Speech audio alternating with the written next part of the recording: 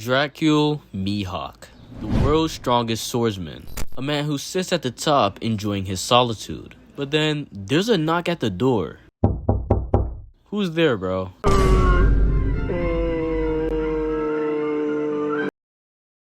Say that shit again. Goofy ass. What the fuck you think this is? Ready? Hang on a second. What's up guys, Rested Gambly here, and in today's video we'll be discussing Mihawk. In particular, these recent agendas saying he's a fraud. Is he really a fraud, or are these people's brains just fried? Well, let's find out. Like always, make sure to like, subscribe, and watch until the end. Before we go into the Mihawk is a fraud agenda, we'll start from the very beginning and try to get to understand this mat of mystery. Mihawk was first mentioned within the Baratier arc.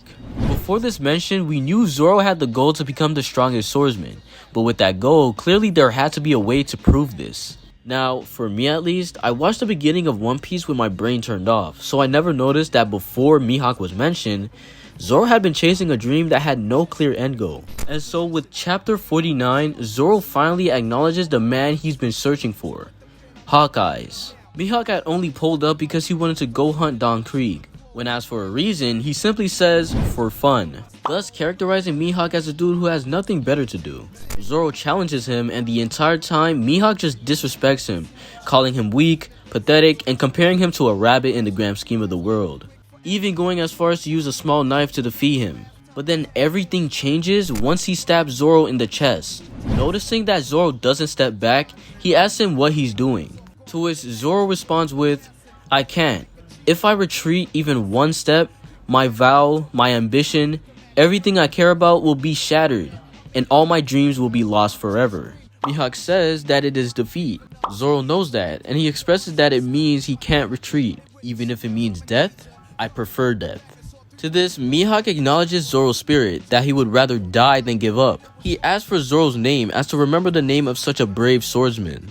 After breaking all his swords, he goes for the killing swing, but Zoro turns around because wounds on the back are a swordsman's shame. Everything Zoro was doing is intriguing Mihawk, completely changing his view on him and deciding it's not his time to die yet. What this tells us is that while Mihawk sits at the top with pure boredom, he awaits the one who will strive to surpass him and become a rival. This is even more supported by his Viver card. In it, we see that he looks forward to the day a Swordsmaster will emerge to surpass even his rival Shanks. But while he waits, he'll cure his boredom with anything available. Now, there are heavy implications with Mihawk supposedly waiting for someone stronger than Shanks to come around. Firstly, it clearly emphasizes the fact that Mihawk is stronger than Shanks, since he needs fulfillment from someone stronger than Shanks, something Shanks can't do himself. I mean, look at this part of the Viver card. And finally, to put the nail in the coffin, Mihawk is the strongest swordsman in both title and reality. And so with all this, there are still fraud allegations on this man. So let's go examine all of them.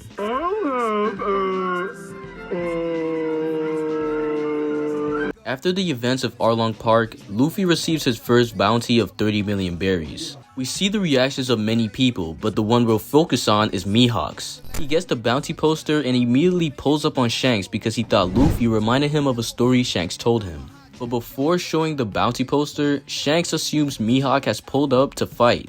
Mihawk replies saying, I don't challenge one-armed has-beens.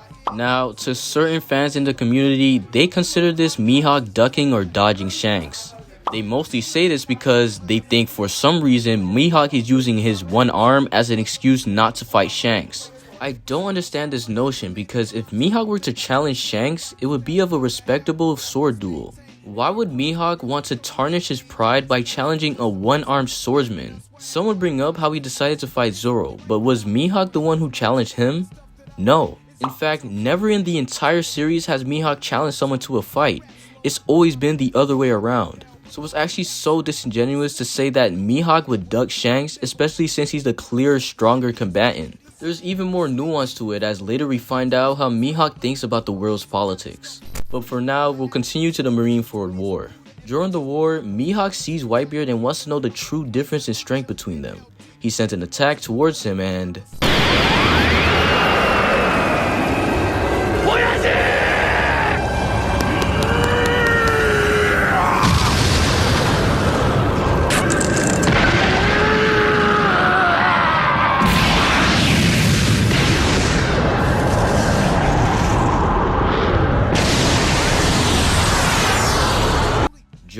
has deflected the attack.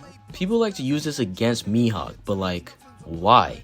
It was a no-name slashing attack, blocked by a second commander. Do we downplay Big Mom for not defeating Chopper of Rip without a named attack? I don't think so. It's one of those things where you really have to think to yourself and realize that Mihawk doesn't try at all. In fact, Mihawk has yet to use one named attack in the entire series. But on the topic of that, we'll go into another piece of, in quotation, evidence for Mihawk being a fraud. And that's his pursuit of Luffy during the war. In chapter 560, Luffy, while running towards Ace, runs into Mihawk. Before even attacking Luffy, Mihawk apologizes to Shanks and says that his power knows no restraint. In another translation, he says he won't hold back. After that, we see him injure Luffy, but then Luffy starts dodging his attacks. Now, people like to say dumb shit like Mihawk can't even kill Luffy while going all out. And to that I ask, did Mihawk use any type of special attack here? Any named attacks? Oh, I didn't think so. And so the final question is, if Mihawk isn't using any named attacks, is Mihawk actually going all out? Because clearly the agenda pushers don't know the difference between not holding back versus going all out. A perfect example of this was Kaido's fight with Yamato. Kaido deadass said the same thing. He won't hold back and he won't go easy on her. But then we see that bro didn't go all out because he has way more attacks in store and more power. Kaido and Mihawk in these situations aren't holding back but aren't going all out. Kaido with his numerous showings of more strength and Mihawk literally using 0 named attacks. Mihawk not going all out is even further supported by his dialogue while fighting Luffy. He asked Fate how it would treat him, and he continuously asked Luffy what he will do, as to see what Shanks gave up his arm for. He's not going to hold back, but he's not going to go all out because he wants to see Fate take course. And so it does just that, with multiple allies helping Luffy get away from the might of Mihawk. So what I'm saying is that Mihawk in this scene isn't trying his hardest, obviously. In fact, he's trying as much as needed to see what Luffy does or what Fate has in store for Luffy. The next scene though is Vista stopping Mihawk. Well, first off, if you kept reading, you would see that this man is not in a rush to get anywhere. In fact, while clashing with Vista, he's analyzing what he just found out from Luffy, and is that his power is to make everyone become his ally. But also, I think you want to note the fact that Mihawk knows who Vista is, and the fact that he thinks only ignorant people wouldn't know who he was. The next chapter, he says that they should postpone their battle. People try to say that this makes Mihawk fraudulent because he couldn't just one-shot Vista. And to that I ask, why do you think that? Mihawk still isn't holding back, but is not going all out.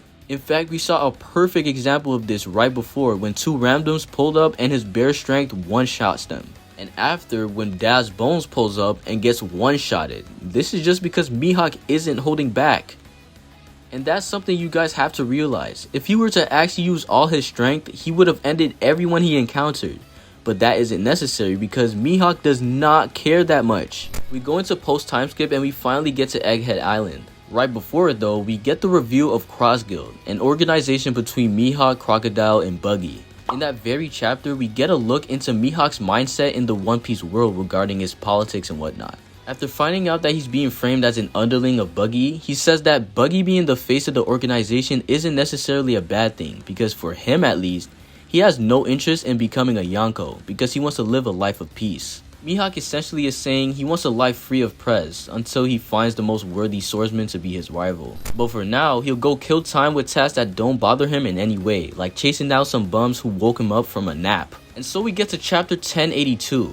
Buggy expresses his feelings to Crocodile and Mihawk about becoming Pirate King. They obviously counter it, saying that they don't have a plan. And in specific, we want to look at Mihawk's response. He asks Buggy, "Do you really expect us to pick fights with Red Hair, Blackbeard, and Straw Hat?" In another translation, he says, "Red Hair, Blackbeard, Straw Hats.